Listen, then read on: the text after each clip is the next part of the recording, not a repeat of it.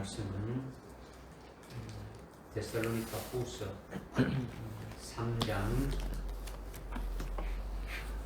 데살로니가 후서 3장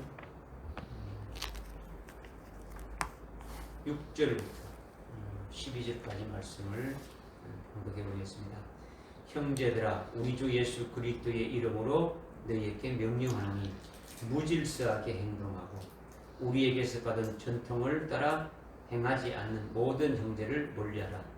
너희가 어떻게 우리를 본받아야 할 것인지를 너희 스스로가 아나니 우리는 너희 가운데서 무질서하게 행하지 아니하였으며 아무에게서도 양식을 거저 먹지 않고 도리어 주야로 수고하고 애써 일하여 너희 가운데 아무에게도 부담되지 않도록 행하라. 이는 우리에게 권리가 없어서가 아니요 다만 우리가 스스로 너희에게 본을 보여 우리를 본받게 하려 한다. 우리가 너희와 함께 있을 때에도 너희에게 명하기를 누구든지 일하기 싫어하거든 먹지도 말라 하였노라. 우리가 들었으니 너희 가운데서 무질서하게 행하여 전혀 일하지 아니하고 참견 잘하는 자들이 있다니 이제 우리가 우리 주 예수 그리스도를 통하여 이런 자들에게 명하고 권하노니 조용히 일하고 자기 양식을 먹어라. 아멘. 특성하실 분 있습니까?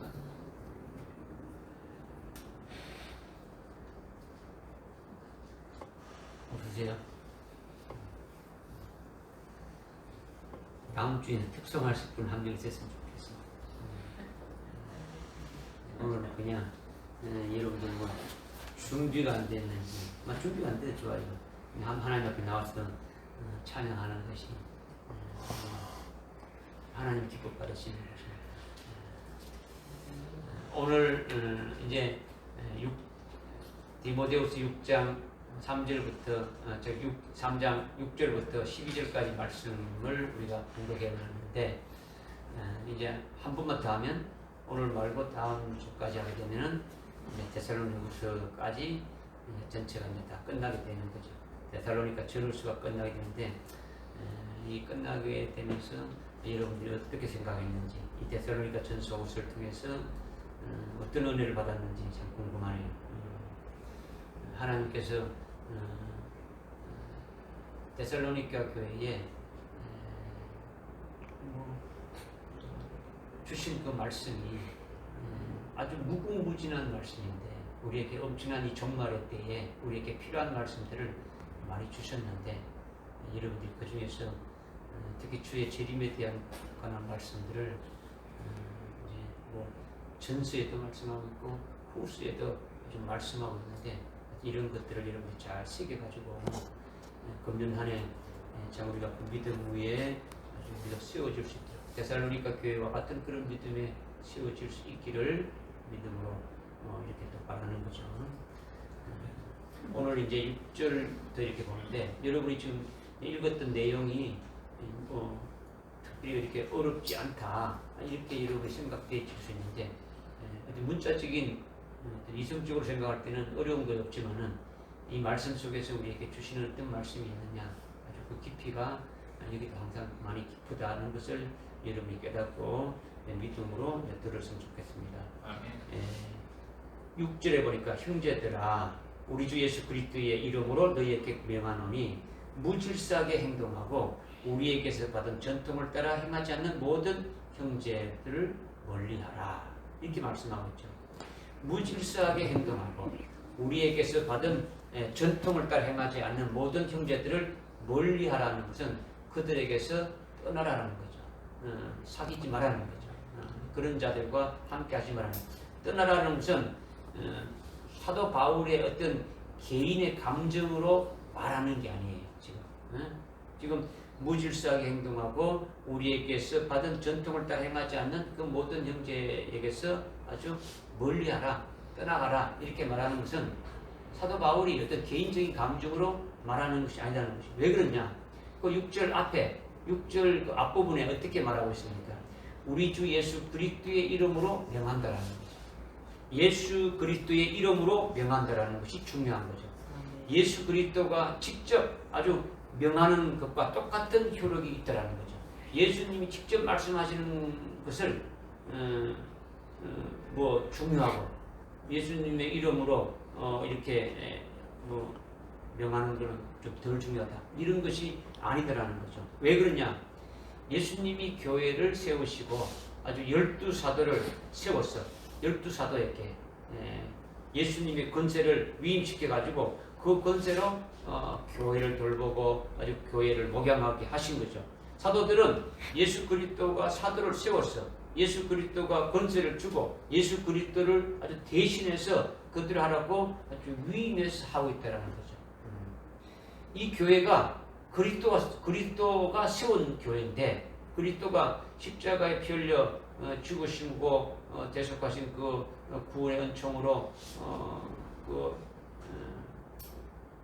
기뻐하며 찬양하며 그와 같은 자들이 모이는 것이 교회지 않습니까? 이 교회를 그리스도가 세웠는데 이 그리스도가 세운 이 교회를 누구에게 주었느냐? 사도들에게 사도들을 세워서 사도들에게 권세를 주고 위임해주고 그 권세로 교회를 돌보도록 그렇게 하셨다라는 거죠. 목양하게. 그러니까 예수의 이름으로 명한다는 것은 예수님께서 권세를 위임받아서 예수의 이름으로 아주 파송받은 나는 예수의 권세를 너희들에게 명한다. 이렇게 말하고 있는 거니까 예수님이 너희에게 명하는 것과 같다. 이것을 말씀하고 있는 거죠. 예수님이 명하는 오늘 사도 바울을 통해 가지고 데살로니가 후서 3장 6절의 말씀을 우리가 읽을 때에 이 읽은 말씀이 주님이 우리에게 주시는 말씀과 동일하게 여러분이 이것을 받아야 된다. 이것을 지금 말씀하고 있는 거죠. 그러니까 사도들은 예수 그리스도가 사도들을 아주 세워가지고 예수님이 아주 그들에게 아주 권세를 주고 권세를 준 그대로 아주 위임을 해가지고 파송을 하는 거예요. 여기를 파송해가지고 그들의 그 주님으로부터 위임 받은 것을 가지고 그것으로 이제 교회를 아주 다스리고 목양하게 되어지는 거죠. 그러니까 그렇다고 그런 모든 것이 다 그런 것이냐? 그러면 모든 사도들이 다 말하고 모든 것이 다 그렇다고 그런 것이냐? 그런 것이 아니다는 거죠. 지금은 12사도가 다 죽었지 않습니까? 그죠? 사도들이 지금 다 죽고 안 계시지 않습니까? 그러니까 사도들에 의해 세워진 교회는 지금 어떻게 됩니까? 계속되는 거죠. 주님께서 교회를 세우는데 교회를 어떻게 세우느냐? 주님께서 사도들을 세워가지고 그 사도를 통해서 복음을 전파하고 어떻게 됩니까? 교회를 세웠다는 거죠. 그죠? 그 사도들에 의해서 세워진 그 교회가 지금 계속되고 있는데 그러나 그 사도들은 지금 죽고 없지 않습니까? 그죠? 그 교회에 주님께서 그러면 그것으로 사도들이 죽었으니까 그러면 끝나버리냐? 그것이 아니라 주님께서 진짜 주의 사자들을 또 택해서 세우고 아주 권세와 능력을 주어서 일하게 파송을 시킨 거죠. 그렇기 때문에 어떤 인본적인 것으로 사람의 어떤 자기의 어떤 그 생각과 자기의 어떤 것에 의해서 목사가 된 것을 말하는 것이 아니라 진짜로 주님이 택해서 그에 따른 권세를 주고 능력을 주어서 주님이 세우신 교회를 아주 맡겨가지고 하는 것을 말한다는 거죠. 그러니까 사람들이 볼 때는 모든 것이 다 하나님의 종으로 주의 종으로 이렇게 되지만은 주님이 보실 때는 그렇지 않는 자들이 있고 그렇죠. 주님이 직접 아주 세워서 주의 종으로 세워서 일하게 한 자들이 있는가 하면 그렇지 않고 자기가 원해서 주의 종으로 이렇게 되어진 것이 있다. 이것을 우리가 일단은 보아야 되는 거죠. 그래서 요한계시록에 보게 되면 그 같은 뭐 요한계시록 2장 9절이라든가 뭐 3장 9절이라든가 이런 데 보게 되면 그런 거는 사탄의 해다. 자칭 선지자라 한다. 이렇게 말이죠. 자칭 선지자. 자칭 내가 목사다. 자칭 내가 교회 누구다. 이렇게 한다는 거죠. 하나님이 세우지 않았는데 자기 스스로 하는 거죠. 그죠? 그래서 이제 여기 이제 6절에 아주 무질서하게 행동하고 우리에게 받은 전통을 다 행하지 않는 모든 형제들을 멀리하라는 말은 사도 바울의 개인의 명령이 아니다라는 거죠. 아니다라는 거죠. 그러니까 사도 바울이 예수 그리스도로부터 권세를 위임받아서 예수 그리스도의 명령을 하는 것과 똑같다라는 거죠. 그러니까 그렇다면 예수님의 이름으로 아무나 아주 명령하면 되느냐? 예수님의 이름 한다 그러면 예수님의 이름으로 하면 아무나 하면 되느냐? 그것이 아니다는 거죠. 사도 바울은 예수님이 사도로 직접 이렇게 세워서 파송시켰기 때문에 가능하다는 거죠. 그러나 예수님과 아주 관계없는 사람이 아무리 예수님의 이름으로 명령해봐야 그것은 헛거지요. 할 수가 없더라는 거죠. 그죠? 사도 바울이 그 사도행전 19장에 보면 예수 그리스도의 이름으로 아주 뭐 귀신 들린 자를 아주 쫓아내뺐죠. 그러니까 옆에서 구경하고 있는 자가 보니까 신난단 말이야. 그거 참 좋은 거죠. 그러니까 자기도 한번 따라하는 거예요. 내가 나사렛 예수를 명하니 귀신아 나가! 나갑니까 안 나갑니까? 안 나가죠. 오히려 그 귀신이 내가 예수도 알고 바울도 아는데 니는 도대체 어떤 놈이냐? 이렇게 하면 어떻게 합니까? 오히려 그 악한 귀신이 그 말한 자 위에 올라가가지고 완전히 귀신 들린 그 같은 자가 되진 거죠. 그죠? 그러니까 지금 뭘 말씀하느냐면 지금 예수 그리스도의 이름으로 명한다. 이렇게 사도 바울이 말하는 것은 그냥 아무 뭐 주님으로부터 아무 사도로 세움 받지도 않고 위임 받지 않은 그와 같은 자로서 하는 것이 아니라 사도 바울은 주님으로부터 직접 사도로 아주 세움 받았고, 아니 모태로부터 아주 사도로 택정을 받았고, 그리고 엄청난 권세와 능력을 이렇게 부임해주고 위임해줘가지고 그걸 가지고 지금 말하고 있다라는 거죠. 그러니까 주님이 말한 것과 어떻다는 거예요? 똑같음을 지금 말씀하고 있는 거죠. 그런데 12사도에게 위임된 예수님의 권세가 어디까지 이어지느냐? 12사도에게 예수님이 권세를 위임해가지고 아주 교회를 아주 가르치고 목양하도록 그렇게 했는데 그것이 그러면 사도들이 죽은 다음에는 그냥 끝난 것이냐 아니면 지금도 이어지고 있느냐 이거죠. 이거는요 환란 때까지 이어지는 거예요. 환란 때까지 계속 주님께서 때에 따라서 아주 합당한 그와 같은 주의 종들을 세워서 주님이 세운 교회들을 아주 목양하게 하고 그게 따라가게 이렇게 하신다라는 거죠. 그것이 뭐냐면 요한계시록 12장에 보게 되면 해입은 여자까지 이어지게 되는 거죠. 어떤 여자요? 해입은 여자. 12장 1절에 요한계시록 12장 1절에 해입은 여자가 나온다는 거죠. 해입은 여자가 뭐예요? 해가 뭐예요? 네? 해가 뭘까요?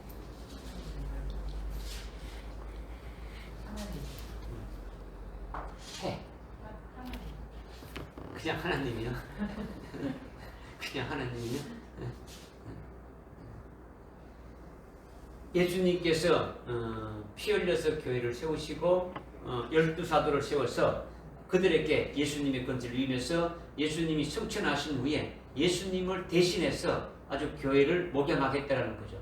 그것이 2000년 동안 이렇게 지금 쭉 이렇게 내려오면서 마지막 환란 때는 아주 12별의 면류관을 쓰고 해로 옷 입은 아주 여인까지 이어진다. 이것을 말씀하고 있는 거죠. 한번 찾아봅시다. 요한계시록 12장 1절에 요한계시록 12장 1절에 보니까 하늘에서 큰 이적이 나타났는데 한 여인이 해로 옷을 입고 그는 그녀의 발밑에 있으며 머리에는 12별에 있는 면류관을 섰다 이렇게 하죠. 섰다.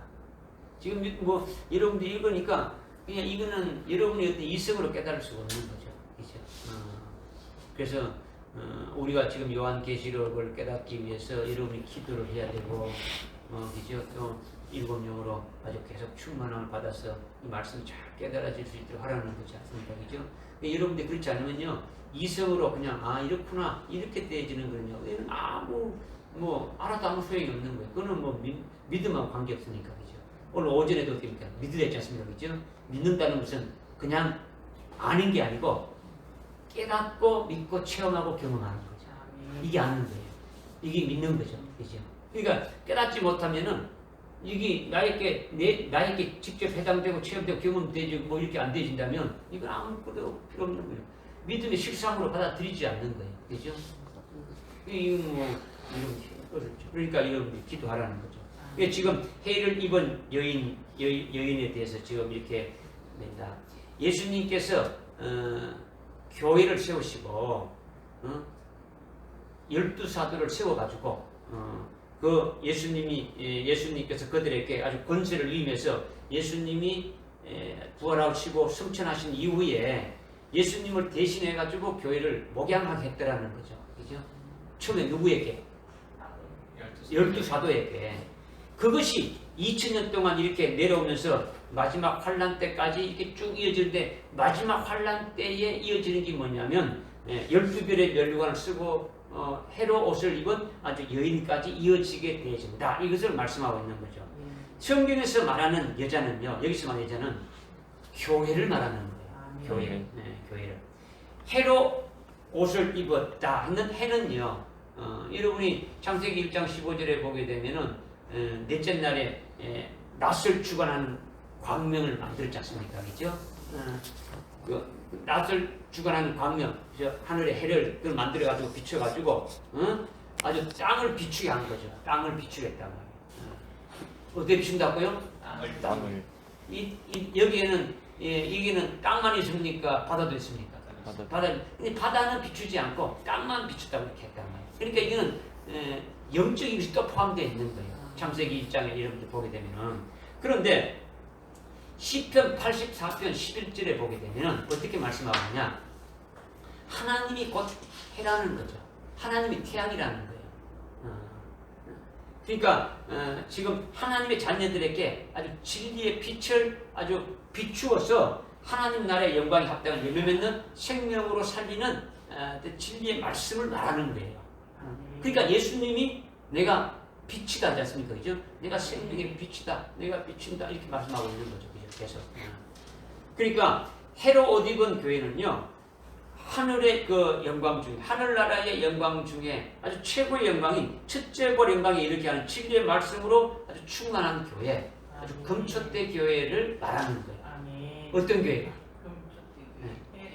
해를 입은 여인이 종말의 교회를 말한다라는 거죠. 종말이 어떤 교회냐? 금초대 교회. 금초대 교회. 금초대 교회. 이것이 왜 그러냐? 12장 11절에 보게 되면은 그 12장 11절에 보니까 그냥 죽기까지 생명을 아끼지 아니하는 순교의 신앙으로 무장된 교회를 말하는 거예요. 이 교회가 어떤 교회냐? 죽기까지 아주 목뱀을 타면서 죽기까지 아주 순교의 신앙으로 무장된 그런 교회가 해로 옷 입은 교회라는 거죠. 해로 아주 진리 중에서도 아주 최고의 영광된 하늘나라 최고의 영광된 진리인 이거 첫째 부활에 이르는 진리, 아주 순교의 신앙에 이르는 진리로 아주 무장된 그런 교회를 말한다라는 거죠. 그러니까 해를 입은 교회는 아주 영적인 교회를 통해서 환란 날에 아주 순교를 통해 가지고 요한계시록 21장에 거룩한 도성 새 예루살렘, 그 어린 양의 신부가 되도록 아주 순교의 길로 인도해서 첫째 부활의 영광을 얻게 하는 그와 같은 교회를 말한다라는 거예요. 이와 반대로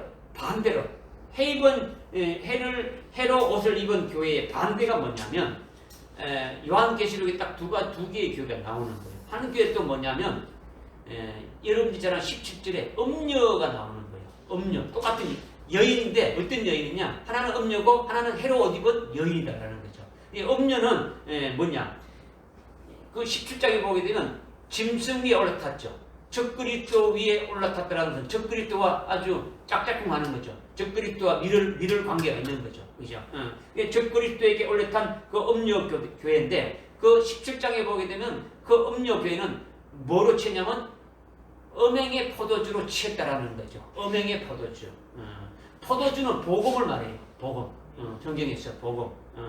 복음을 마태복음 24장에도 보게 되면은 주인이 드디어 오리라고 하고 술을 마시고 취하고 동료 종들을 막 술 주준뱅이들과 함께 막 이렇게 먹고 마시면서 땡다는 것은 그냥 일반적인 뭐 소주 마시고 뭐 이런 막걸리 마시는 이런 건 아니라 복음을 말하는 거예요.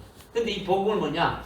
주님의 오심이 늦어진다고 말하는 종들은 2000년 전에 나를 구원해 주신 그 구원하신 그 예수님에만 그 구원의 복음으로만 붙잡고 있는 거예요. 초림하신 예수님만 믿으면 된다는 거죠.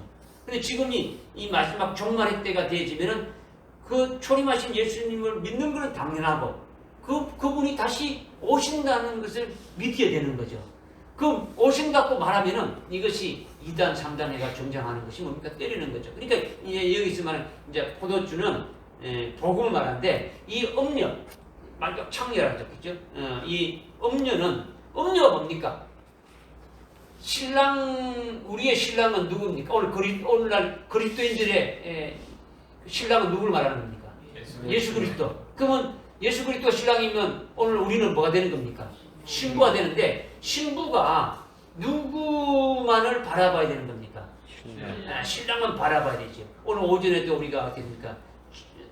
주님만 바라봐야 된다는 거죠. 그죠? 내 속에 있는 주님을 바라보는 자가 되어야 되는 거죠. 주님이 어떻게 하시는가, 그죠? 그렇지 않고 주님 외에 다른 것을 좋아하게 되면 되는 겁니까? 이것이 음료가 되지는 거죠.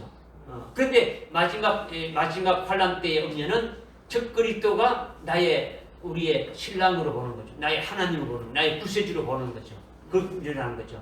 그와 같은 것이 바로 음료인데 그 음료가 그 음료는 그 음행의 포도주로 취했다라는 거죠.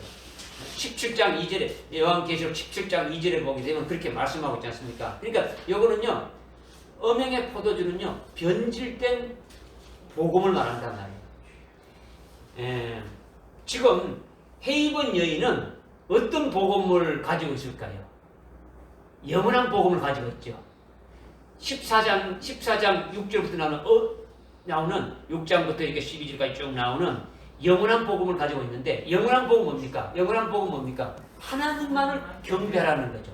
그죠? 그 다음에 큰도성 바벨론인 그 음료가 무너지니까 거기에 있지 말고 나오라는 거죠. 그리고 저 그리스도의 형상이나 그의 우상에게 경배하지 말고 그가 주는 표를 받지 말라고 하는 거죠. 그러면 음료가 마시는 음행의 포도주는 뭘까요? 변질된 복음이죠. 뭐가 변질됐다는 겁니까? 영원한 복음이 변질됐다는 거죠. 하나님만을 경배해야 되는데 이분도 우리 구세주다. 이분을 경배해야 된다. 이분이 주는 표를 갖고 우리가 이 땅에 잘 살아가는 이것이 복이다. 이렇게 아주 완전히 변질을 시켜본단 말이에요. 그죠? 이런 그 복음으로 신앙생활하는 교회가 음료라는 거죠. 음료교회라는 거죠. 하늘나라의 영광보다는 세상의 복과 세상의 얻은 명예, 세상의 같은 것으로 아주 육적인 것으로 강구하고 추구하는 그런 교회를 말한다라는 거죠. 그렇기 때문에 회로 옷을 입은 여자가 12별의 면류관을 쓴 것은 12별은 신약의 12사도를 의미하는 거예요.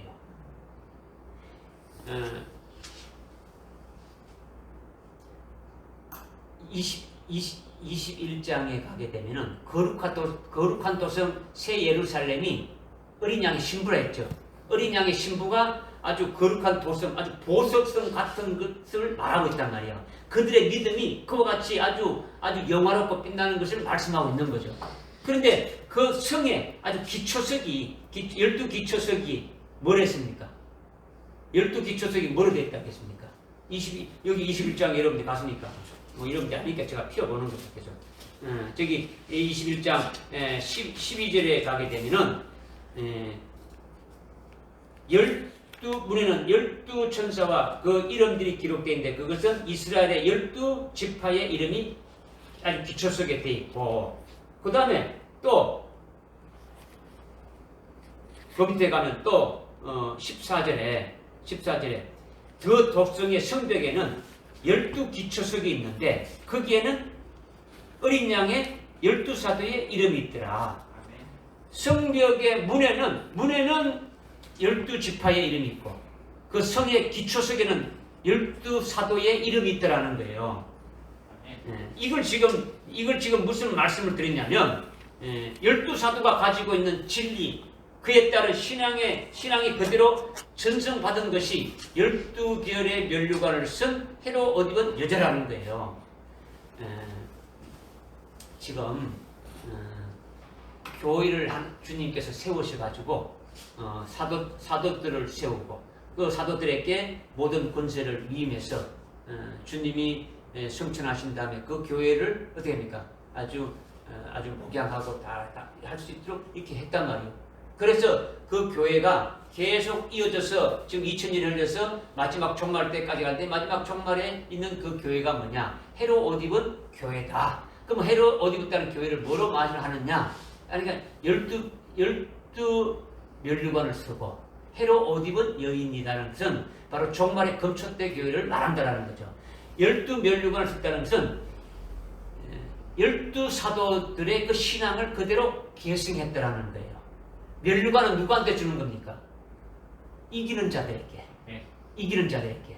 아까 이제 12장 그 11절에 어떻게 했습니까? 12장 11절에 어떻게 했습니까? 죽기까지 어떻게 했다고요? 자기 생명을 아끼지 않았다는 거죠. 그죠? 그러니까 지금 12사도들이 어떻게 됐습니까? 12사도들이 그들의 처우가 어떻게 된 겁니까? 전부 다 순교했죠. 순교했는 거예요. 사도들이 전부 다 순교했어요. 그 순교한 것이 뭡니까? 이긴 것이죠. 그죠? 그들이 받는 그 면류관, 그 진리를 그대로 계승했다라는 거예요. 그리고 헤롯 옷 입었다라는 것은 진리로 아주 무장했다. 이것을 지금 이제 말씀하고 있는 거예요. 그러니까 헤롯 옷 입은 여자는 순교한 12사도의 진리의 맥이 똑같다라는 것을 이렇게 가르쳐주고 있는 거죠. 그렇다면 예수님으로부터 권세와 능력을 위임받아서 교회를 이끌어간 사도들로부터 마지막 아주 환란 때에 헤롯 옷 입은 여자까지 이어지게 되는데 지금 환란이 임박한 이때에 예수님으로부터 진짜 아주 권세를 위임받아서 일하는 사자가 맞고 그 교회가 맞다라는 것을 뭘로 알 수 있느냐라는 거죠. 오늘날 헤롯 입은 교회가 어떻게 이렇게 맞는 것인지 알 수가 있느냐라는 거죠. 그냥 요한계시록 12장에 있으니까 그렇구나가 아니고 오늘날 그와 같은 교회가 있는데 그와 같은 교회들이 어떻게 알 수가 있느냐 이것을 지금 말씀드리는 거예요. 그러니까 지금 계시록 12장 5절에 헤롯 옷 입은 여자가 아이를 낳는데 어떤 아이를 낳습니까? 5절에 보니까 그녀가 산의 아이를 낳는데 이 아이는 모든 민족을 뭐로 다스릴지라? 철장으로 다스린다라는 거죠. 철장으로 다스리고 그녀의 아이가 하나님과 그의 보좌 앞으로 들려 올라가더라 이렇게 나오는 거죠.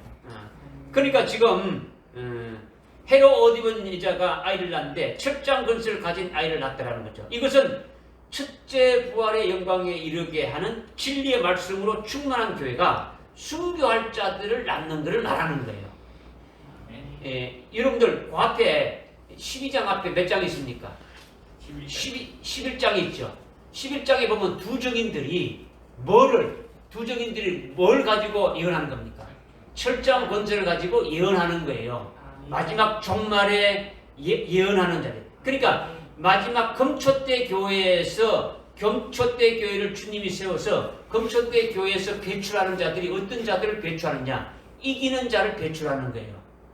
마지막에 순교하는 자들, 그러니까 일찍 죽임당한 어린 양의 생명체에 농명시키는 자들이 순교할 자들인데 그 순교할 자들이 금초대 교회로부터 나오게 되신다라는 거죠. 믿어집니까? 그리고 금초대 교회에서 순교할 자들로 농명된 자들 중에 그가 더 높은 차원으로 이렇게 올라선 자들을 하나님께서 그들을 뽑아서 이마에 인을 쳐서 마지막 때 남녀 종들로 사역하게 하시는 거죠. 이것이 그들에게는 7명도 부어주고 아주 철저한 권세도 주어서 그 일을 하게 하신다라는 거예요. 그러면 해를 입은 12별의 면류관을 쓰고 아주 헤롯 오디번 그와 같은 여인이 아이를 낳았단 말이에요. 아이를 낳았는데 어떤 아이를 낳냐? 철장 근세를 낳았다라는, 철장 근세를 가진 아이를 낳았다라는 거죠. 바로 이것이 뭐냐? 바로 종말의 마지막 때에 헤롯 오디번 교회다라는 것을 표징으로 알게 해준다라는 거죠.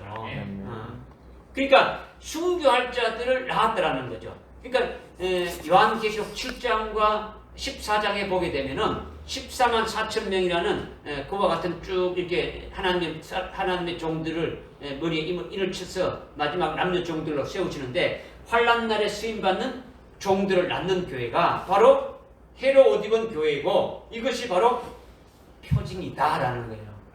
믿어집니까? 그러니까 예수님이 12사도를 세우고 예수님이 권세를 위임시켜서 예수님의 피로 세운 교회를 예수님 대신 아주 그 12사도에게 모양하도록 하셨는데 그 교회가 2000년이 지나면서 헤이번 여인인 종말의 교회까지 이어지게 되어진다. 이것을 지금 말씀하고 있는 거예요. 현재 수많은 교회 중에 그 교회가 정말 예수님이 세우고 예수님이 위임해서 세운 참된 교회라는 표가 무엇을 보고 알 수 있느냐. 오늘날 이 땅에 수많은 교회들이 있는데 그걸 뭐 어떻게 알 수 있느냐. 종말 교회로 이어진 최종의 결과는 그 열매를 보고 알 수 있다는 거죠. 응? 그건 뭐냐? 그 교회가 낳는 아이를 보고 알 수 있다는 거죠. 믿어집니까? 그것이 계시록 12장에서 예수의 증거와 하나님 말씀을 인해 가지고 붉은 용이 뭡니까? 이게 12장 8절에 나오지 않습니까? 8절 9절에 나오지 않습니까? 뭐라 했습니까? 마귀죠. 응? 그 마귀와 싸워서 죽기까지. 그러니까 11절에 그들이 어린 양의 피와 자기들의 정가한 말로 그를 이겼으니 그가 뭐냐? 앞에 9절에 말하고 있는 그 마귀를 말하는 거죠. 그죠? 이겼으니 그들은 죽기까지 자기의 생명을 사랑하지 아니했다. 지금 지금 말씀하고 있는 목숨을 버리기까지 싸워 이겼다고 말하는데 그것이 바로 헤롯 오디번 여인이 낳은 순교자들을 말한다라는 거예요. 응? 순교자를 낳는 교회를 보고 뭐를 알 수 있다는 겁니까? 뭐를 알 수 있다는 겁니까? 종말에 지금 처음에 12사도를 통해서 세우신 그 교회가 계속 그 진리를 그대로 이어받아서 계속 이어지는 그 교회가 종말에 헤롯 오디번 그 교회인데 그 교회가 오늘날 어떤 교회냐 이걸 말하는 것은 눈을 봐서는 뭐 알 수 없지 않습니까? 다 교회인데 그런데 그 교회에 낳는 그 아이들을 보고 알 수 있다. 진리로 낳는 교회 어떤 교회 누구를 낳는다는 겁니까? 순교한 자들을 낳는 교회가 바로 헤롯 오디번 교회다. 이것을 말씀해 주고 있더라는 거죠. 할렐루야. 그러니까 예수님이 12사도를 세워서 하나님 말씀으로 아주 이렇게 그 교회를 목양하고 세워서 이렇게 쭉 이렇게 온 것이 결국은 어떤 진리로 세웠느냐. 12사도들이 다 어떻게 했다는 겁니까?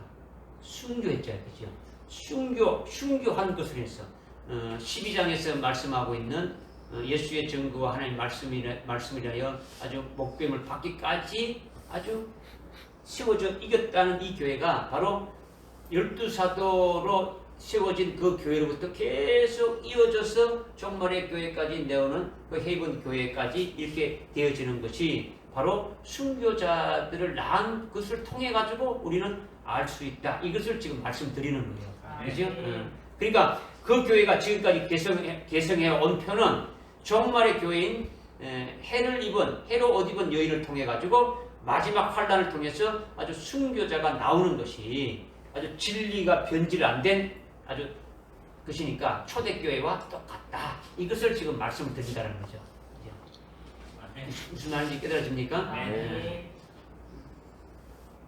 지금 지금 말씀 6절에서 지금 예수 그리스도의 이름으로 명한다 있지 않습니까? 그죠?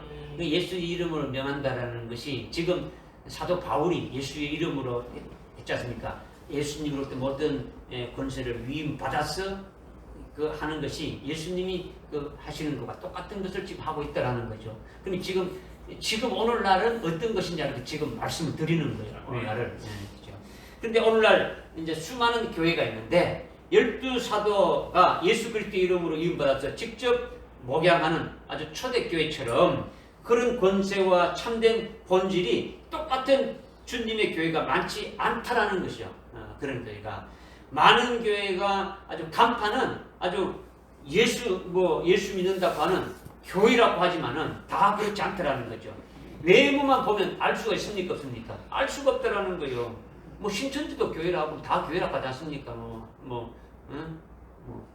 안산홍을 하나님이라고 믿는 그 하나님의 교회라고 그것도 교회라고 하면 뭐 별의별 것이 뭐 통일교도 교회라고 뭐 다 교회라고 하지 않습니까? 그죠? 외모로 보면 알 수가 없단 말이야. 교회지만은 사탄의 회도 있더라는 거죠.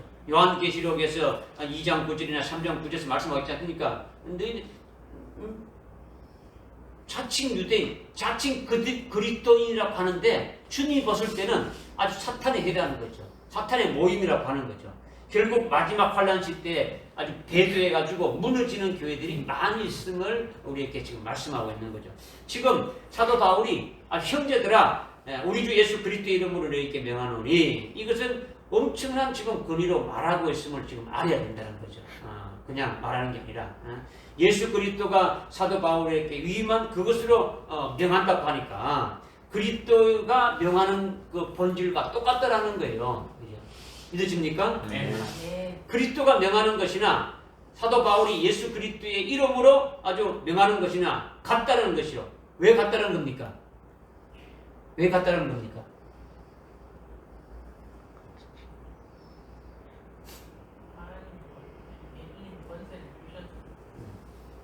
그리스도가 위임했지 않습니까? 네. 그리스도가 사도로 세우고 거기에 합당하게 권세를 위임해서 통치하게 했다라는 거죠. 네. 그렇다고 오늘날 모든 주의 종들이 예수님으로부터 위임받은 것이냐? 그렇지 않다 이런 것을 지금 말씀을 드리고 있다는 거죠.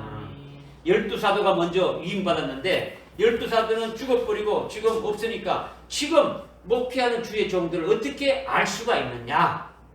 다들 아주 훌륭하고 능력 있고 표적이 나타나고 아주 뭐 설교도 잘하는데 예수님부터 위임받았다는 것을 어떻게 알 수 있느냐라는 거죠. 알 수 있느냐. 알파가 12사도라면 오메가는 헤로 옷 입은 여인이라는 거죠. 그죠? 알파가 12사도에 의해서 교회가 세워졌지 않습니까? 그죠? 뭐 예루살렘 교회로부터 시작해가지고 가는 곳곳마다 교회가 세워졌지 않습니까? 예? 그러면 그 교회가 쭉 이어져가지고 마지막에는 헤이븐 여인으로 오는데 예수 그리스도로 이임받은 본질이 같은 교회가 참 교회다라는 거죠. 참 교회다. 예? 그렇기 때문에 헤로 옷 입은 여인을 어떻게 하느냐? 아이를 낳은 것을 보면 알 수 있다라는 거죠. 헤로 옷 입은 여인인지 아닌지 알 수 있다는 것이 어디에 기록되어 있습니까? 요한계시록에 기록되어 있지 않습니까? 그죠? 해 입은 여인이 어떻게 됐다는 것이 나와 있단 말이에요. 그죠? 결국은 아주 자기 목숨을 버리기까지 그 믿음을 지킨 거예요. 그죠? 똑같이 성경에 입증되어 있는 것이니까 이거는 뭐 누구도 뭐 거짓말할 게 없지 않습니까? 그러니까 예수의 이름으로 명하는 것은 예수님이 아주 직접 명하는 것과 본질이 같으니까 아주 순종해야 된다는 거죠. 그죠? 이것을 말씀하는 거죠. 믿으십니까? 네.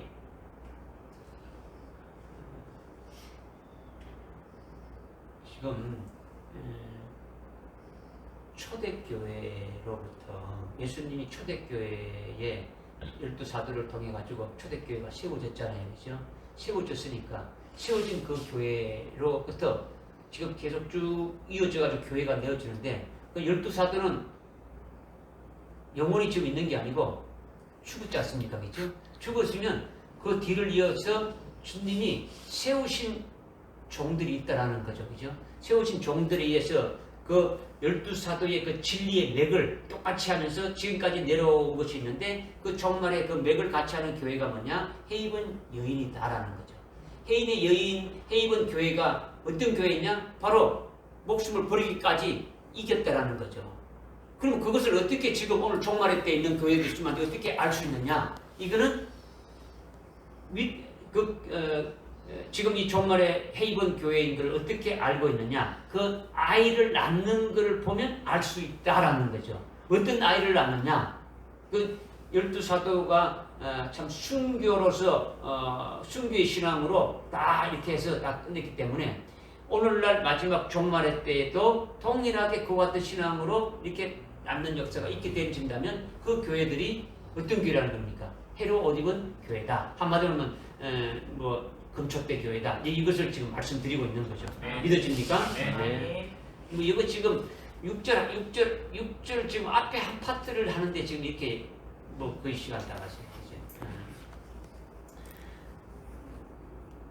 그 다음에 6절에 보니까 무질서하게 행동하고 우리에게서 받은 전통을 따라 행하지 않는 모든 형제들을 멀리하라 이렇게 말씀하고 있는데 무질서하게 행동한다라는 건요. 무질서하게 행동한다. 어떤 것이 무질서하게 행동하는 것이겠습니까? 이 무질서하게 행동한다는 건요. 성경 원문에 보니까 어떻게 말하고 있냐면 아탁토스라고 이렇게 되는데 이 아탁토스라는 건요. 군대 용어예요. 군대 용어. 이 뭐냐면 싸움에서 지면 그 군대 지휘관이 없는 군대는 어떻게 표현합니까? 군대 지휘관이 없이 그냥 있는 그 전쟁에서 패해가지고 아주 지휘관이 없는 그와 같은 군대를 뭐라 부릅니까? 오합지졸이라고 하죠. 그죠? 오합지졸이 돼서 자기 멋대로 행동하는 상태와 같은 그런 교회가 되면 안 된다라는 거죠. 무질서하게 행동한다는 것이 바로 그것을 말하는 거예요. 질서 있게 돌아가던 그 교회의 공동체가 어떤 문제로 인해 가지고 아주 무너지고 무질서하게 돌아가면 안 된다는 것을 말씀하는 거죠. 뭘 말하냐? 교회의 머리가 누구라는 겁니까? 예수 그리스도죠. 교회의 머리가 예수 그리스도시고 교회의 대장이 누굽니까? 예수. 아까 우리가 찬송했지 않습니까? 그죠? 앞에 가신 주를 따라갔다. 우리는 예수 그리스도의 군사라는 거죠. 우리는 군대라는 거죠. 그런데 예수가 없는 군대가 되면 어떻게 됩니까? 오합지졸이 되는 거죠. 무질서한 것이 되어진다는 거죠. 영적 전쟁에서 나갈 때 예수님이 대장이 되고 우리는 주님이 주시는 그 무기를 받아가지고 6장 에베소서 6장 12절 이하에 쭉 보게 되면은 그 영적인 무장이 나오지 않습니까? 그죠? 그런 무장을 한 그리스도의 군대라는 거죠. 우리는 우리의 대장이신 예수님의 명령에 의해 가지고 예수님의 말씀에 의해서 움직이고 다스리고 승리하게 되어져 있더라는 거죠. 예수님의 말씀을 예수님이 없고 예수님을 잊어버리고 예수님이 있는지도 모르고 예수님의 말씀도 듣지 않고 예수님 믿지 않고 그냥 자기가 원하는 대로 살아가는 것 같은 것은 오합지졸이라는 거죠. 아주 다른 말로 무질서하다는 거죠. 자기 멋대로 살아간다는 거죠. 그런 상태가 되는 것이 아니라는 거, 되면 안 된다는 거죠. 그죠? 오히려 주님의 말씀에 따라서 움직이고 다스리고 아주 승리하게 되어지는 그런 교회가 되어져야 된다는 것을 말씀하고 있는 거예요. 그런 것이 되지 않으면 무질서하다는 거죠. 우리는 아주 진리가 예수님이 진리시니까 진리가 우리를 주장해야 되는 거죠. 말씀이 주장해서 살아야 된다. 이것을 말씀하고 있는 거예요. 그러니까 질서 있게 행동하는 것은 진리의 말씀에 사로잡혀서 아주 예수님 중심으로 하나 되고 한 동작으로 나타나야 된다는 거예요. 한 진리로, 한 믿음으로, 한 소망으로 나가야 된다는 거죠. 누구를 중심으로? 예수를 중심으로. 목사 중심이 아니고 누구 중심이 아니라 누구 중심으로? 예수님 중심으로. 예수님이 중심으로 하나 돼가지고 예수님이 자양자면 자양자하고 공격 앞으로 가면 공격 앞으로 와야 되고 추덕하면 정정해야 되고 이런 것이 일사불란하게 툭툭툭 이렇게 맞춰준 그 상태가 되어지는 것이 아주 질서 있는 거라는 거죠. 그러니까 주님과 동행하는 삶이 되어지는 거죠. 주님과 동행이 뭡니까? 동행은 내 뜻, 내 사상, 나의 모든 것을 키라고 거기에 맞추는 거죠. 주님에게 맞추는 거죠. 그죠? 주님의 뜻이 내 뜻이 되고 주님의 마음이 내 마음이 돼가지고 일치돼서 나가는 거죠. 그죠? 이것이 아주 무질서한 게 아니고 아주 규모 있게 아주 행동하는 거죠. 그죠? 그러니까 아주 질서정연하게 진리로 한 공동체가 되기를 원한다. 이것을 지금 사도 바울이 지금 그냥 말하고 있는 거죠. 그렇지 않는 자들에게는 떠나라라는 거죠. 함께 하지 말라는 거예요. 사귀지 말라는 거죠. 그리고 우리가 받은 전통을 따라 행하지 않는 모든 형제를 멀리하라. 이렇게 말하는데 우리에게서 받은 전통, 내려오는 전통이 있죠. 그 2장 15절에 그 앞에 2장 15절 2장 끝에 보게 되면 말한 것이 있죠.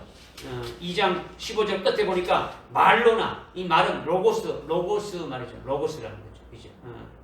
우리의 편지로나 이것은 데살로니가 전서를 말하는 거죠. 데살로니가 전서는 핵심이 뭡니까? 예수 그리스도의 재림에 관한 거죠. 그죠? 그 당시에 데살로니가 교회가 주의 재림에 대한 여러 가지 잘못된 교리들로 아주 불안해 만든 것이 있었는데 이것을 데살로니가 교회에 아주 편지로 데살로니가 전서 편지로 알려주었기 때문에 그대로 믿고 지키라는 거죠. 그죠?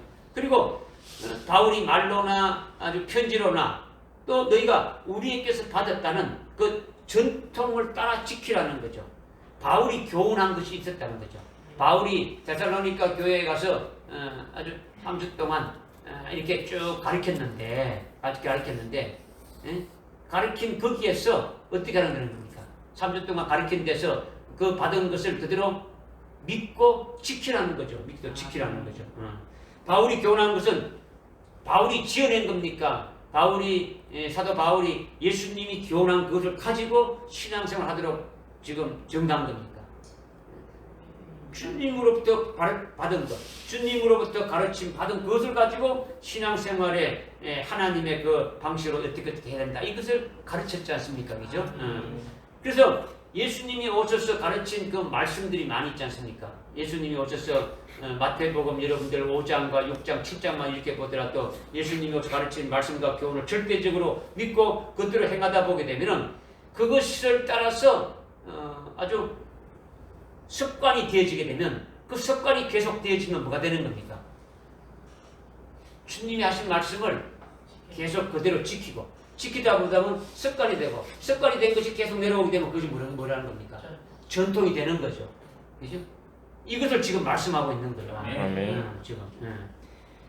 그러니까 지금 사도 바울이 데살로니가 교회에 가르쳤는데 너희가 배우지 않았느냐? 그것을 지금 지켜라. 내가 너희들께 많이 가르쳐줬는데 그 가르쳐준 것을 그대로 지켜라. 이것을 지금 말씀하고 있는 거죠. 예수님이 금식하는 것에 대해서, 기도하는 것에 대해서, 뭐 11조하는 것에 대해서, 뭐 이런 것들이 많이 지금 사복음서에 나와 있지 않습니까? 이렇게 하라 한 것도 있는데 이것을 가르쳐 주었죠. 이 전통은 일반적인 교회에서 이렇게 정해서 내려오는 그런 전통이 아니라는 거죠. 예수님이 가르치신 그 성경에 구체적으로 기록되어 있는 것도 있지만 어떻게 하라는 그냥 원리만 있고 아주 구체적인 세부적인 것이 없는데 이러한 세부적인 것을 다 사도 바울이 이렇게 가르쳐 주었다라는 거죠. 그러니까 그것을 그대로 지키라는 거죠. 지키게 되면 그것이 뭐가 된다는 겁니까? 전통이 된다라는 거죠. 그리스도가 중심이 되어서 주님이 말씀하신 교훈에 근거를 해가지고 기독교인들의 아주 생활 방식을 가르치면서 그것을 지켜 내려오면 그것이 전통이 되어진다라는 거예요. 주님이 말씀하신 대로 그대로 지키라는 거죠. 그러면 그 전통에서 떠나지 말고 그것을 계속 지키게 되어지게 된다면 사람의 잘못된 아주 계명과 전통을 지키는 것하고는 구별이 됩니까? 안 됩니까? 구별이 되어지는 거죠. 그죠? 그러니까 사람이 만들어서 사람이 가르쳐서 이렇게 세운 전통을 지키면 그거는 큰일 나는 거죠. 하나님의 계명 안에서의 전통과 그리스도의 가르침을 지키라는 거예요. 그리스도의 가르침. 오늘날 교회 안에 전통이 얼마나 많습니까? 사람이 세운 전통이 너무 많다는 거죠. 사람이 예배 안에 들어와 있는 것들이 너무 많다. 그 다음에 어떤 그 성도들의 어떤 그 교제하며 이렇게 하는 가운데도 들어와 있는 있고 어떤 의식과 절기와 이런 모든 것에 사람으로 만든 그 전통이 너무나 많이 들어와 있다. 이런 것이 아닌 순수하게 하나님의 말씀, 그 그리스도로 주신 그 말씀에 의해서만 지키라는 거죠. 지금 사도 바울이 하나님 아버지부터 주님으로부터 받은 그 말씀을 그대로 너희들에게 증거했으니까 그 증거된 그 말씀을 그대로 지키게 되면은 그것이 전통이다라는 거죠. 이것을 지금 말씀하고 있는 거죠. 그러니까 여러분들이 쉽게 잘 아는 절기를 지키는 것도 마찬가지잖아요. 절기를 지키는 것도 오늘날 교회는 사람이 만든 절기를 다 지키잖아요. 추수감사절이다, 뭐 성탄절이다, 뭐 크게 하는 이런 것들이 전부 다 사람이 만든 거단 말이에요. 주님이 만들어서 하나님께서 지키라는 그 절기는 레위기 23장에서 말씀하고 있는 7가지 절기가 있지 않습니까? 그죠? 그런 절기는 지키지 않는다는 거예요. 아주 안 지금 유대인들이 지키는 것이 율법이지 않습니까? 그죠? 그 율법주의도 기독교의 전통이 아닌 거예요. 율법주의자가 되면은 그것은 유대교회의 전통이지 오늘날 주님이 세운 교회의 전통 아니다라는 거죠. 그것에 따르면은 절대로 안 된다라는 거죠. 뭘 말하느냐? 절기를 지켜야 구원을 받는다. 이렇게 말하는 데가 있단 말이에요. 여러분이 아는 이단들 중에 하나 있는 하나님의 교회라든가 제7일 안식교가 있지 않습니까? 그죠? 제7일 안식교가 있죠? 그죠? 이런 데는요, 6월절을 지켜야 구원을 받는다라는 거죠. 절기를 지켜야 구원 받는 겁니까? 아니잖아요. 아니잖아요. 아주 율법주의에 이렇게 매여가지고 그렇게 강조하는 데가 있다라는 거예요. 이것은 잘못되라는 거죠. 우리가 절기를 지킨다는 것은 구원받기 위해서 지킨다는 것이 아니라 절기는 그리스도에 대한 것을 미리 가르쳐 주시는 거예요. 그리스도에 대한 것. 그죠? 2000년 전에 그리스도가 오셔서 다 이루신 절기는 이미 우리에게 구원으로 이미 다 들어와 있습니까? 안 있습니까? 6월절로, 무교절로, 초실절로, 오순절로 해가지고 되는 것은 주님이 와서 구원을 이루신 것이 우리 속에 다 이룬 것이 있습니까? 없습니까? 있지 않습니까? 이것을 깨닫고 아주 감사하고 아직까지 이루어지지 않은 절기가 있습니까? 없습니까? 있는 거죠. 나팔절부터 나팔절, 속죄일, 그 다음에 장막절이 있는데 이것은 이 절기를 통해서 주님의 재림을 맞이하는 거예요. 맞이하는 거죠. 구원 받고 안 받고가 아니다라는 거죠. 그러니까 이런 것들을 아주 영적으로 깨달아 밝아지는 것이 아주 성경적으로 아주 성숙하고 지혜로운 자들이 되어질 수 있다는 거죠. 교회가 아주 성경적인 아주 진리에서 벗어나서 아주 세상적인 것으로, 세상적인 어떤 복을 받는 것으로 가르치게 되면은 이거는 속히 아주 망하게 되어 있는 거예요. 망한단 말이에요. 그런데 교회가 앞장서서 아주 성도들을 계속 타락하게 만들어가고 있단 말이에요.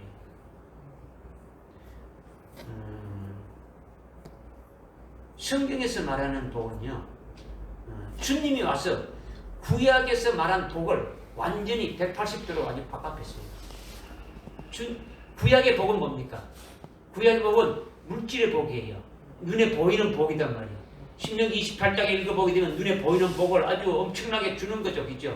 짐승이 새끼를 낳아도 한두 마리가 아니고 뭐 한 타씩 두 타씩 막 20마리 30마리씩 이렇게 넣는 것이 복이단 말이에요. 그죠? 들어가도 나와도 복 받는 거죠. 그죠? 응? 떡반죽에 가루가 그냥 차고 넘치도록 계속 있는 이런 것이 복이 있단 말이에요. 아이를 낳아도 뭐 수없이 많이 낳는 것이 복이단 말이에요. 그런데 주님이 오셔가지고 그 복을 어떻게 했습니까? 완전히 바꿨죠. 마태복음 5장에 주님이 아주 처음 아주 시작하면서 제자들에게 산상보훈으로 말씀하신 것이 팔복에 대해서 말씀한 거죠. 그죠? 가난한 것이, 심령이 가난한 것이 복이다. 응? 애통하는 것이 복이다. 응? 의를 줄이고 목마른 것이 복이 있다. 의로 해서 핍박받는 게 복이다. 이런 것이 복이, 구약에서는 저주라고 하는 것이지 복이라고 하지 않았단 말이에요. 주님은 완전히 복을 받겠다라는 거죠. 그리스도 안에서의 복으로 바뀐 거예요. 그래서 우리의 복은 어디에 있다는 겁니까? 에베소서 1장 3절에 보니까 우리의 복이 어디 있다는 겁니까? 1장 3절 한번 찾아봅시다. 에베소서 1장 3절.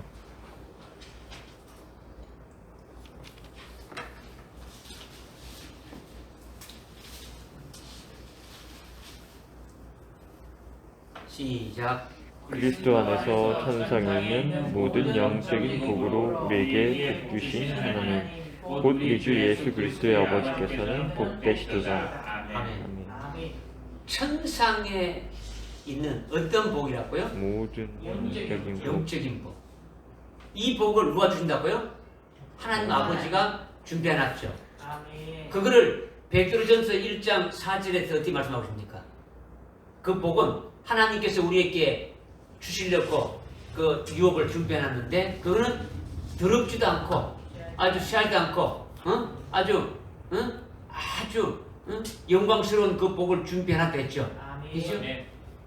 그 복이 우리에게 진정한 복이라는 거예요. 아멘.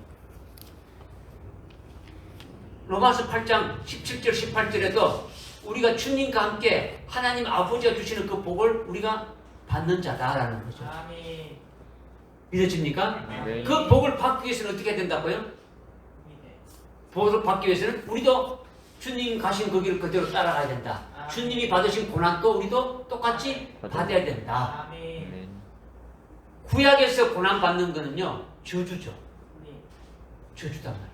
그런데 이 그리스도 안에서 복은 완전히 바뀌었다는 거죠. 주님 안에서의 복을 받게 됐다는 거죠. 믿어집니까? 그러니까 오늘 본문 말씀은 너희가 받은 그 전통을 따라 행하지 않는 자들이 있다면 그들에게서 아주 멀리하라, 사귀지 하지 말라는 거죠. 이 땅의 복으로, 이 땅의 것으로 이렇게 만족하며 이 땅의 것으로 살아가도록 그렇게 하는 자들과는 사귀지 말라는 거죠. 하늘나라에 아주 복된 것을 사모하고 그것을 위한 그와 같은 영적인 복을 원하는 그와 같은 자들로 사귀라는 거죠. 함께 하라는 거죠. 믿으십니까? 네.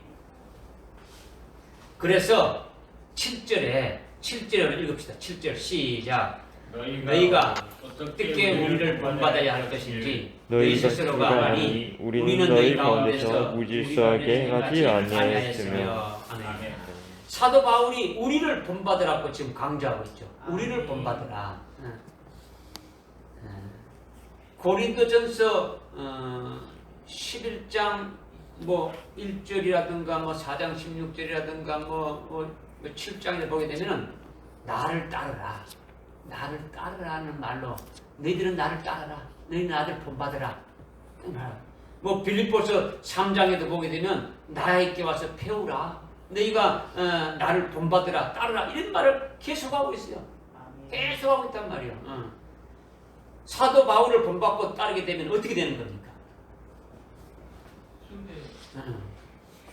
순교로 끝나는 거죠. 순교로 끝나는 거예요.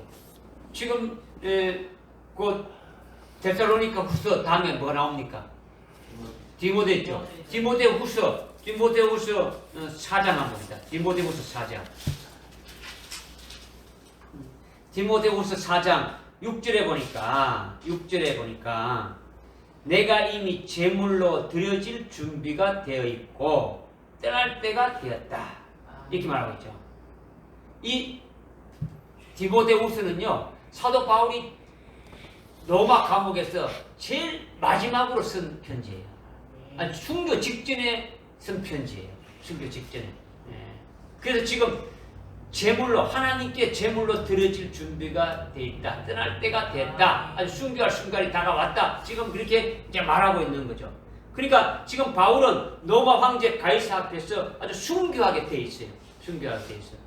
그래서 로마에 있는 교인들에게도 보내는 편지. 로마서에 보게 되면 로마서의 결론이 뭐냐? 로마서 15장 16절에 보면 이방인인 너희들을 하나님 앞에 아주 제물로 드려지게 하기 위해서 내가 여기에 따른 복음으로 아주 세우는 것이 나의 할 일이다. 지금 로마에 있는 그와 같은 그리스도인들에게 계속 지금 사도 바울이 이렇게 복음을 전파했던 것은 너희들로 하나님 앞에 아주 제물되게 하기 위해서 내가 전파하고 있다.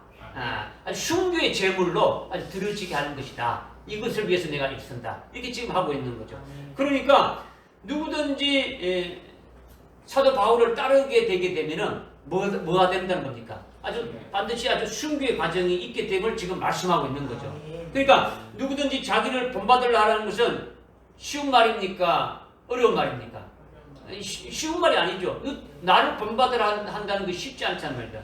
참으로 어려운 거죠. 뭐 자기도 사람이고 나도 사람인데 자기가 뭐 잘났다고 본받으려고 하느냐? 응? 그렇게 하는 자들이 있겠습니까? 없겠습니까? 있겠죠. 분명히 있죠. 그죠? 바울은 예수를 핍박하다가 예수 믿는 자들을 죽이는 일을 하다가 예수를 만나서 완전히 그리스도의 것이 된 아주 새 사람이 된 사람이지 않습니까? 그죠? 그에 의해서 교회에 수많은 아주 교리가 세워진 거예요. 지금 성경이 졸리죠. 신약 성경이 총 몇 권입니까? 27장. 예? 27권. 27권. 27권이죠. 27권의 반은 13. 예? 13권은 적죠. 14권이죠. 그죠? 반은 13권 반이지 않습니까? 그죠? 14권을 사도 바울이 기록한 거예요. 무슨 말 알겠습니까? 사도 바울이 아주 사도 바울에서 교회에 수많은 교리가 있어요. 이거는 이방인의 교회를 위해서 세워놓은 거예요. 이방인의 교회가 그러니까 사도 바울이 이방인의 사도로 세움받아가지고 유대인들은 하나님을 믿어야 안 믿어요. 하나님을 믿죠. 이방인들은 하나님을 믿어야 안 믿어요. 안 믿죠. 그러니까 하나님에 대해서 잘 압니까? 모릅니까? 잘 모르죠. 잘 모르니까 그들이 예수를 믿고 들어왔을 때 어떻게 돼야 된다는 것을 하나님이 어떻고 예수님이 어떻고 그런 과정을 쫙 아주 논리정연하게 이렇게 해놓은 것이 사도 바울로 통해 가지고 이 14권의 서신이 이렇게 기록되어 있더라는 거예요. 믿어집니까? 그러니까 사도 바울이 아주 최고냐? 그렇다면 사도 바울이 뭐 잘해가지고 이렇게 된 것이냐? 영적으로는 사도 요한이 더 깊죠. 요한 계시록을 썼고 요한복음이라든가 요한 1, 2, 3서 보게 되면 엄청나게 깊지 않습니까? 이 서신서보다도 엄청나게 깊이 들어갔지 않습니까? 실은 사도 요한이 아주 깊이 들어갔지만은 교회에 꼭 있어야 될 교리. 오늘날 교회가 세워지는데 이 교회가 세워진 그 기초 위에 꼭 필요한 그 교리라는 것은 사도 바울로 똑 떨어지게 해놨단 말이에요. 사도 바울로 아주 명쾌하게 이렇게 어떻게 해야 된다는 것을 이렇게 기록해 놓은 것이 사도 바울로 기록해 놓은 서신이라는 거죠. 사도 바울이 실제로 똑똑한 자이지 않습니까? 그죠? 그리스도 밖에서 예수를 믿기 이전에 아주 논리정연하게 아주 변증하는 것이 아주 탁월했단 말이에요. 그리고 율법에 대해서 최고예요. 율법에 대해서 최고. 그리고 그 당시에 최고의 아주 가말리엘 문화의 수제자였죠. 요즘 말하면 엘리트 중에 엘리트라는 거죠. 전 세계에 아주 최고라 하는 그 학부를 다 가지고 있고 아주 최고의 어떤 아주 논리정연하게 모든 걸 다 하는 그와 같은 아주 박식한 그와 같은 잘하는 거죠. 이러한 바울이 그리스도의 것으로 바뀌어져서 새 사람이 되시니까 그에게 하나님이 주셨던 기질, 장점 이런 것들이 그리스도로 위하여 쓰여지는 거예요. 아멘. 예수 믿기 전에는 아주 그와 같은 것들이 어떻게입니까? 아주 사람들로부터 아주 칭송받고 아주 논리정연하게 아주 유명한 그와 같은 아주 학식 있는 자인데 예수를 믿은 다음에는 그와 같은 모든 것들이 어떻게 되느냐? 배설물처럼 버려진 거죠. 자기가 가지고 있던 그 모든 것들이 전부 다 배설물처럼 버렸다. 지금 여러분들 저기 빌립보서 3장 7절 8절에 보게 되면 내가 예수 그리스도를 안 다음에 내가 가진 모든 것들은 전부 다 예수 외에는 전부 다 버렸다. 이렇게 말하고 있는 거예요. 배설물처럼. 그러면 그 버렸다는 것이 뭐냐? 벌었다는 것이 그냥 아무 쓸모없냐 그게 아니라 하나님께서 그가 가진 기질, 장점을 오직 뭐로만 쓰게 만든 겁니까? 그리스도에게로만 쓰게 만들었다라는 거죠. 아멘. 배설물이 뭡니까? 오줌똥 이런 거죠. 그죠? 요즘은 그렇지 않지만 옛날에는 오줌똥들을 어떻게 했습니까? 걸음을 썼죠. 사과밭에 저 옆에 고동이 쫙 이렇게 나무 주에다가 이게 걸음을 주지 않습니까? 그죠? 그러니까 배설물이 필요 없는 게 아니고 수여졌습니까? 안 수여졌습니까? 열매를 맺는데 수여졌죠. 사도 바울이 그 자기의 어떤 율법과 지식과 이 모든 것이 이 그리스도 안에서 완전히 이방인의 교회를 세우는 그 교리와 기초에 이것이 다 녹아져 들어가서 수여지게 되어졌다는 거죠. 아멘. 사도 바울이 그렇게 많은 학문과 지식을 가지고 아주 달변인데 아주 논리정연하게 다 하는데 이런 것들이 복음을 전가하는데 수여졌다라는 거예요. 아멘. 자기를 나타내는데 수여진 게 아니고 예수를 믿는 자를 잡아 죽이는 데 수여진 것이 아니고 예수를 전가하는 대로 완전히 바뀌어져서 수여졌다라는 거예요. 아멘. 믿어집니까? 아멘. 그러니까 지금 사도 바울이 나를 지금 본받으라 이렇게 하는 것은 그리스도께서 그의 훌륭한 그의 장점 이런 것들을 그리스도 안에서 아주 배설물이 되게 해서 그것을 교회의 튼실한 교리로 이렇게 세우고 진리로 기둥을 세우는 데에 수여지게 하셨더라는 거죠. 율법 박사이고 아주 논리 정연한 그 사부의 사도 바울을 이방인의 사도로 세운 것은 율법을 모르는 이방인들을 위해서 바울이 세운 그 교리를 통해 가지고 그 속에 진리가 아주 빛나고 예수가 빛나게 되어졌다라는 거예요. 아멘. 할렐루야. 아멘. 그런데 사도 바울이 자기를 본받으라는 것은 윤리 도덕적으로 훌륭하니까 본받으라는 것이 아니라 자기들을 본받으라는 것은 자기가 아니라 자기 속에 있는 예수를 보여주면서 진리로 살아가는 거예요. 사도 바울은 어떻게 합니까? 지금은 완전히 예수로만 살아가는 거죠. 그러니까 그 예수로 살아가는 그것을 본받으라고 하는 것이지 예수를 본받으라고 하는 것이지 자기 어떤 윤리적으로 도덕적으로 뭐 잘해서 이렇게 나타내서 그걸 본받으라는 것이 아니라는 거예요. 응? 바울도 그 진리로 아주 숭배하게 되므로 너희도 나를 따르게 되면은 그렇게 되어진다. 이것을 지금 강조하고 있는 거예요. 말씀하고 있는 거죠.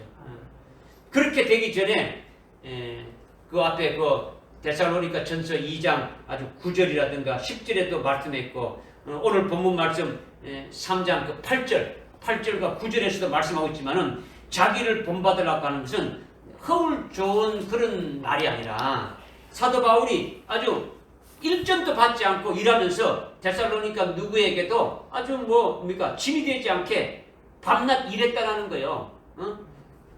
일하면서 복음을 전거했다라는 거죠. 너희들에게 짐이 되지 않고 아주 부담을 주지 않고 일했다는 것은 천막을 만들었지 않습니까? 그죠? 텐트 메이커 있지 않습니까? 그죠? 낮에는 복음을 전거하고 밤에는 막 팬들을 만들어가지고 그걸 팔아하면서 그렇게 해서 복음을 전거했다라는 거죠. 자비랑으로 복음을 전거했다라는 거예요. 그래서 10절에 있는 것처럼 했기 때문에 10절이 뭐 어떻게 말씀하고 있습니까? 10절에 말씀하고 있는 게 우리가 너희와 함께 있을 때에도 너희에게 말하기를 누구든지 일하기 싫어하거든 먹지도 말라. 그렇게 내가 복음을 위해서 너희들에게 짐을 지우지 않고 너희들이 온전히 복음을 받을 수 있도록 부담을 지우지 않고 복음을 받을 수 있도록 우리는 이렇게 했다. 이거예요. 이런 것들을 본받으라는 거죠. 본받으라는 거죠. 무슨 말인지 깨달아집니까? 네. 그래서 7절에 너희가 우리가 어떻게 본받아야 할 것인지 우리의 스스로 안 하니 우리는 너희 가운데서 무질서하게 행하지 아니하였다. 이것을 말씀하고 있는 거죠.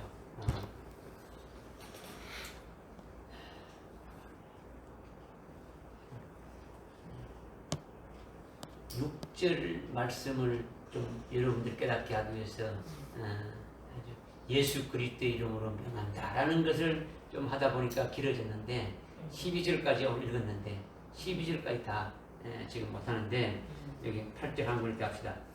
아무에게서나 양식을 거저 먹지 말고 도리어 주야로 수고하고 애써 일하며 너희 가운데 아무에게도 부담이 되지 않도록 했노라. 이 말은 데살로니가 2장 9절이나 10절에서 강조한 말씀을 또다시 강조하는 거예요. 전서에서도 데살로니가 전서 2장 9절에서 10절에서 강조했는데 또 지금 강조하고 있는 거죠. 이것을 잘했다고 사도 바울이 자기 자신을 자랑하는 것이 아니라 이렇게 해서 복음이 너희들에게 짐이 되지 않고 오직 복음만이 너희 속에서 이렇게 잘 심겨지고 연결어져 가지고 너희가 하나님이 원하는 목적에 합당하게 하나님의 자녀로 이렇게 아주 시험 받기를 바란다. 이것을 지금 말씀하고 있는 거예요. 복음에다 여러분이 너희들이 복음에 아주 전념해가지고 그 복음으로 아주 열매 맺기를 바란다라는 거죠.